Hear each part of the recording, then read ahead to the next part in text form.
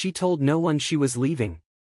The morning she flew out of Ouagadougou, Aminata Traoré wrapped her cotton scarf like she always did, kissed her grandson's forehead, and walked out into the red dust without ceremony. There was no motorcade, no bodyguards, only a suitcase as faded as her bones and a prayer whispered between her lips. She didn't want special treatment. She wanted silence. She wanted to slip through the world like wind through dry leaves, unnoticed, untouched. But the world doesn't always let mothers travel quietly. Especially not when they are the mother of Ibrahim Traoré. Her heart had been fluttering at night, stubborn and irregular. The government physicians had urged her to seek care in Europe. Ibrahim had insisted, offering private jets, entire medical delegations, but she refused every one. "You lead the country," she said. "Let me just be a mother." He had knelt beside her that night, her boy, the president, and said nothing at first. Just held her hand, scarred from decades of market work and raising children through famines. Then he whispered, "I can't go with you, Mama. But I'll follow you. In spirit. In shadow. In silence." She only nodded. She understood. So she flew economy class to Paris with nothing but a letter in her handbag.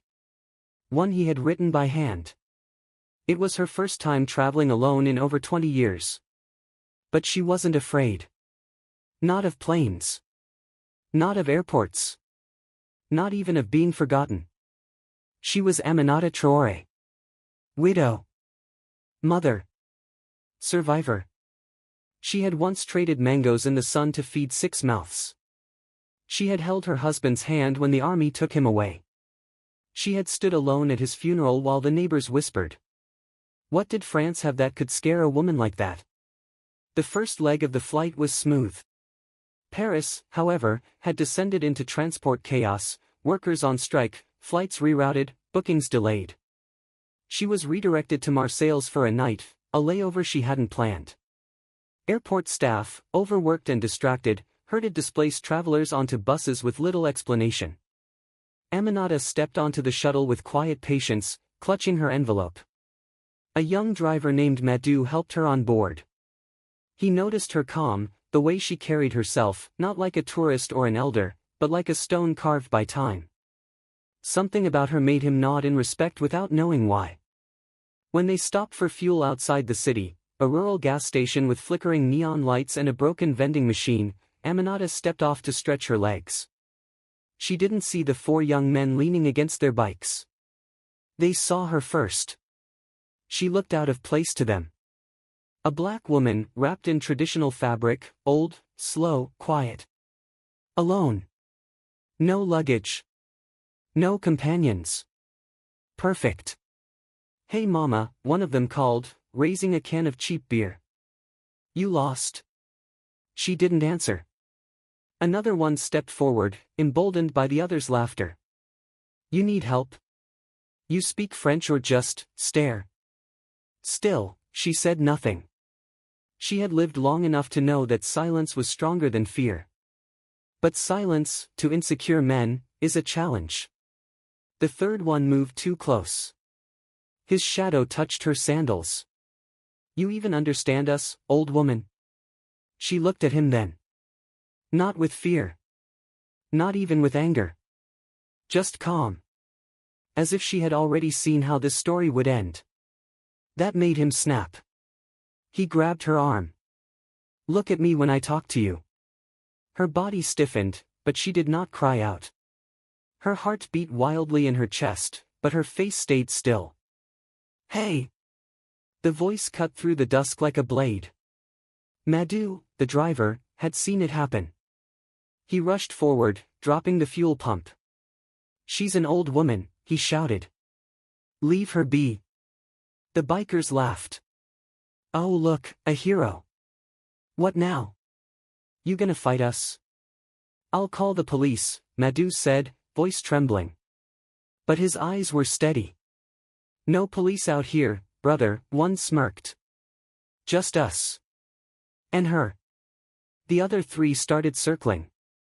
Madou stepped in front of Aminata, shaking but unyielding. "Back away." I don't care who you are. They pushed him lightly, testing him. One drew close again to Aminata. And then. The headlights. Bright. Sudden. Unblinking. A sleek red car screeched into the station and stopped clean, its engine still humming. The men turned. The car door opened. And from the shadows stepped a tall figure in a dark suit, silent as a closing door. He didn't speak. He didn't have to. The men went quiet, instinctively. Aminata, heart pounding, eyes straining through the light, whispered only one word. Ibrahim. He didn't rush. He walked. Each step deliberate, quiet, final. As if the earth itself was making room for him. The four men watched him, their faces twitching in confusion. They didn't know who he was, not yet. But their instincts did. Somewhere between his eyes and his silence, they felt it, this was not someone to mock. Ibrahim didn't look at them. Not yet. He walked straight to his mother. Mama, he said, soft as dust. Are you hurt? Aminata didn't answer. She didn't need to. Her hand found his forearm, held it gently, grounding herself in him. Only then did he turn. Only then did the men realize they had made a mistake. The tallest of them shifted back. We didn't touch her, man. She was just standing here. She didn't answer us, another muttered. You grabbed her, Madhu said from behind, breath shaking. I saw it. Ibrahim's gaze shifted briefly to Madhu. He gave him a nod. Not just gratitude, respect. That nod was the kind a soldier gives another after battle. Then, he turned back to the group. The silence around them thickened. You corner an elderly woman. You insult her. You put your hand on her arm, Ibrahim said. And you think saying it was just a conversation will make it better? One of them stammered, we didn't know she was your mother. And that was it. The final mistake. Ibrahim stepped closer, his voice still calm. If she wasn't my mother, would it have been fine? If she were just another African woman, old, tired, alone, would you still have laughed? None of them spoke. The wind moved. A dry leaf skittered across the pavement. I am Ibrahim Traoré, he said at last, voice steady. President of Burkina Faso. And that woman is not just my mother. She is the dignity you spit on. The woman you mocked carries the weight of generations. And tonight, you failed her. The words hit harder than fists. The men looked down. Their bravado vanished into the oil-stained ground. One of them took a step back. We're sorry, Mr. President. We didn't mean. I don't need your apology, Ibrahim said. He turned to his aide who had emerged from the car's passenger side, Paul, tall, alert, sharp. Take their names. Their IDs. I want them documented. They hesitated. But one glance from Paul and they moved, pulling out wallets, phones, handing over details like children caught stealing from their own kitchen. You're not being arrested, Ibrahim added, voice still low. But understand this, in my country, respect is not a suggestion. It's how we survive. How we heal. And when it dies, something sacred dies with it. He paused, looking each of them in the eyes. You may forget this moment. But she won't. And I won't. Then it was done. No police. No punishment. Just the unbearable weight of shame, handed back to the ones who had earned it. As the bikers stepped back, their pride deflated, Ibrahim turned once more to Madhu. Your name? Madhu, sir. Madhu Dio. I just did what anyone would. Ibrahim stepped forward and shook his hand, firm and deliberate. No, Madhu. You did what few would. You stood between wrong and right, without knowing who you were protecting. That makes you a brother in courage. Madhu blinked, stunned. No one had ever called him that before. Mama, Ibrahim said, turning back to his mother, gently offering his arm. Let's go somewhere safe. You don't belong here, not tonight. They walked to the red car together, slowly. Madhu was offered the front seat. Ibrahim and Aminata sat in the back. No one spoke for several minutes. The road stretched before them, dark and unfamiliar, but silent now, peaceful. Aminata looked out the window, her eyes reflecting the streetlights. She didn't cry. But she did hold the letter tighter in her lap. Eventually, she whispered, "You didn't shout. I didn't need to. You didn't punish them. They already did that to themselves." She turned her face to him. "You've changed." "I've had to," he replied. Then, after a beat, added, "But I haven't forgotten." Her hand touched his. "Good." The car didn't take them to a hotel. That would have drawn attention. Headlines. Eyes they didn't need. Instead, the vehicle veered down a narrow side road and entered a gated residence, the Burkina Faso consulate's private lodging in Marseilles. Discreet. Guarded. Familiar. Inside, the consulate staff had been warned. A warm meal waited, yams, sauce, a bowl of spicy fish stew. Cooked not by chefs, but by the consulate wife herself, a Senegalese woman who knew exactly what comfort food meant to someone far from home. Madhu was offered a guest room. At first, he refused. "I'm just a driver." "You're not," Ibrahim replied. "Tonight, you were the shield my mother didn't have. And I repay my debts." They sat together that night, the four of them.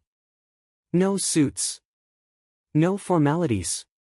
Just food, silence, and the hum of an old ceiling fan spinning above. In the quiet, Aminata finally unfolded her son's letter and read it again. She didn't show it to anyone. But when she looked up, her eyes glistened. Not with fear. With pride. The next morning arrived softly. Golden light filtered through gauze curtains, casting warm shadows on the consulate walls. Aminata rose early, her scarf wrapped loosely around her head, and stepped barefoot into the sitting room. She didn't speak. She only watched. There was her son, Ibrahim, seated quietly by the window, sipping strong tea without sugar. He looked tired. Not physically, but deeply. The kind of tired that settles into your bones when you carry a country on your back and still answer when your mother calls. "You didn't sleep," she said. He glanced over with a faint smile. "I kept watch. For me. For us." She sat beside him, slow but steady. Her fingers rested over his for a long moment. Then, her voice low, "You came too fast last night." He didn't respond. She continued, "You were already nearby, weren't you?" A beat passed. Then he nodded. "I was already in Europe," he admitted. "Scheduled to meet with the African Union delegation in Geneva tomorrow. But the moment I heard your flight was redirected. You followed me. I never stopped." Her lips pressed into a quiet line. "You're still that boy who shadowed me through the markets." He smiled at that. "Only now," she added, "you do it in silence. In suits. With men who wait outside." "Some things change," he said. "Others never do." Outside, birds chirped in the fig trees. Somewhere in the consulate kitchen, a kettle hissed. But within that moment, between a mother and her son, history paused. "Ibrahim," she said, her voice barely a whisper, "what you did last night was not normal." "I hope not." "You could have ordered those men arrested." "Yes." "You could have broken them." "I chose not to." "Why?" He turned to her, fully now. "Because they expected rage," he said. "They expected revenge. They're used to a world where power explodes. Not where it arrives in silence and says, 'I see you. And I'll let you live with what you've done.'" She didn't speak, but her eyes said everything. It was the same look she gave his father years ago, when the soldiers came and took him away, and she stayed silent so the children wouldn't cry. After breakfast, Ibrahim received a call from Paul. There's an update, his aide said. One of the men, Luke Belland, posted on social media this morning. A weak apology. But the story is spreading. News outlets are circling. They know who you are. They know what happened. Did he mention Mama? No names. But the gas station attendant confirmed everything. And someone took a photo. It's already viral. Ibrahim sighed, setting the phone aside. It was bound to happen, Aminata said, folding her scarf again. This world drinks stories like water. Then we must serve them carefully. He stood and walked to the window. If this becomes a spectacle, it'll turn into politics. And if it turns into politics, it loses everything that made it matter. A pause. Then let them have the spectacle, she said, surprising him. He turned. If they talk, let them. If they write, let them. You didn't come for power. You came for your mother. That is the kind of story worth being twisted. Because no matter how it's told, people will feel the truth. Her voice, usually quiet, carried now. Not loud, but full. You did not act like a president. You acted like a son. And in that, you taught a lesson no title ever could. He breathed in slowly. The consulate staff knocked. The French authorities had contacted them. They offered an apology. A gesture.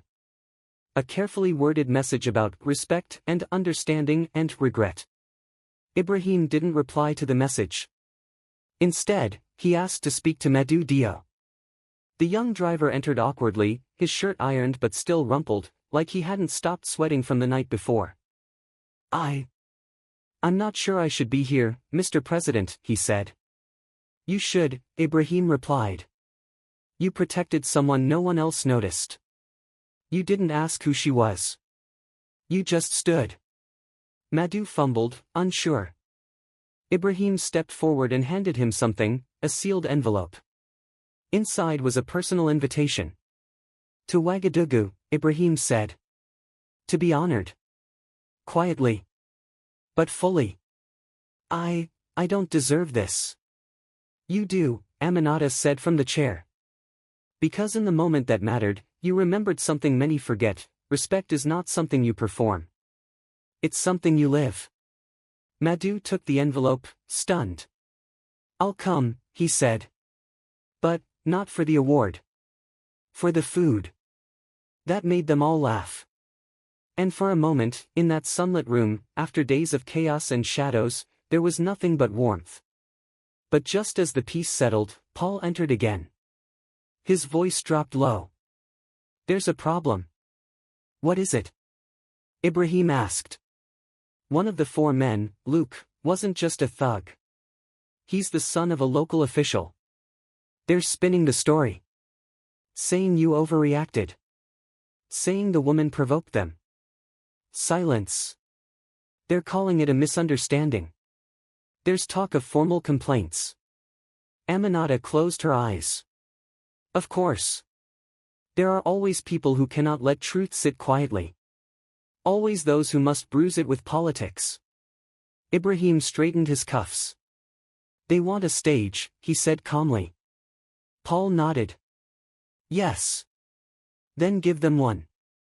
2 days later, the press conference was arranged, not by Ibrahim's request, but by the French Ministry of Foreign Affairs. The location, a clean, unimposing room in Marseilles, with white walls and a single podium. Neutral. Sanitized. Except nothing about it felt neutral. The air was sharp. The room was full of polite tension. Reporters, ambassadors, and bureaucrats lined the perimeter like wolves in silk. On one side, the French officials. On the other, a quiet African president who had done nothing but protect his mother. Ibrahim entered without entourage. Just Paul at his side. No flag pins. No chest-puffing guards. Just him. And her. Aminata entered beside him. Wrapped in the same scarf she wore at the gas station. There was no mistaking her now. The viral photo had done its work. The internet had crowned her already. Mama of the Sahel, some called her. The mother who humbled the West. But she did not smile at the cameras. She only stood, straight, silent, and impossible to ignore. The French official, a man named Vallon, cleared his throat and stepped up to speak first. There has been public confusion, he began. Unfortunate tensions caused by what some are calling an overreaction to a cultural misunderstanding. The words were sandpaper. Ibrahim said nothing. Vallon continued. France has long held respect for our African partners. But we must also be cautious not to escalate incidents, especially those involving civilians, into political disputes. Then came the question from a reporter, right on cue. Mr. Traoré, do you believe your presence at the scene that night was justified, given the local context? Some are calling it theatrical. Ibrahim approached the podium slowly. He waited for silence, not demanded, but earned. Then he began. No cameras caught the moment they grabbed her arm. The room stilled. No microphone recorded the words they said. No politician stood beside the man who defended her with nothing but his body. And yet, here we are, speaking not about their actions, but mine. He paused, eyes moving slowly across the crowd. My mother, he said, voice now rising, was not attacked because she was my mother. She was harassed because she was unrecognizable. She looked like every African woman who walks foreign streets unseen. She was targeted not for who she was, but for what they thought she wasn't. A murmur rippled. No one dared interrupt. And when I arrived, he continued, I did not demand justice. I offered restraint. I gave them dignity, more than they gave her. And now, you question why I came. He turned slightly, gesturing to Aminata. She has buried a husband. Raised children through war. Fed 6 mouths from an empty bowl. And yet, you call her dignity a misunderstanding? His voice cracked, just slightly. I did not come to shame anyone. But I will not let you rename what happened. It was not confusion. It was contempt. And contempt must be answered, not with force, but with truth. He stepped back. The room was hushed. Even Vallon did not move. Then, softly, Aminata stepped forward. She didn't walk to the microphone. She didn't need it. Her voice, weathered and worn, carried all on its own. I do not understand your politics, she said. But I understand respect. And I know when it is missing. She looked directly at Vallon. Your men saw an old African woman. That is all. And they acted as if that meant I was nothing. She turned to the reporters. But I am not nothing. I am the soil my son rose from. I am every woman who held the line when the world fell apart. The silence was no longer tense. It was reverent. I am not ashamed, she said. And he should not be questioned for standing beside me. Because a man who forgets his mother, forgets himself. And a nation who forgets its mothers, forgets its soul. She stepped back. No one asked another question. No one dared. Later that night, Ibrahim and Aminata returned to the consulate. Paul walked behind them, his phone flooded with messages. You made waves, he said. I didn't come for waves, Ibrahim replied. I came for still water. And now? He turned to his mother. She had fallen asleep in the car, her head resting lightly on his shoulder. Her hands were still wrapped around that same envelope, the letter he had written on the first night. I've done what I came to do, he said. Now, I'll take her home. The plane ticket was rerouted the next morning. No more detours. No more disruptions. But before they left, something unexpected happened. A small note was delivered, handwritten. No official seals. Just a folded card and one sentence inside. I didn't know who she was. But now I'll never forget her. Luke. No apology. Just recognition. Sometimes that's all that remains after fire, not forgiveness, but understanding. Ibrahim placed the note beside his mother's seat. She read it silently. Then tucked it into her handbag next to his letter. Neither would be thrown away. The flight home was quiet. Aminata sat by the window, watching the sky shift from pearl to blue, her hands folded neatly in her lap.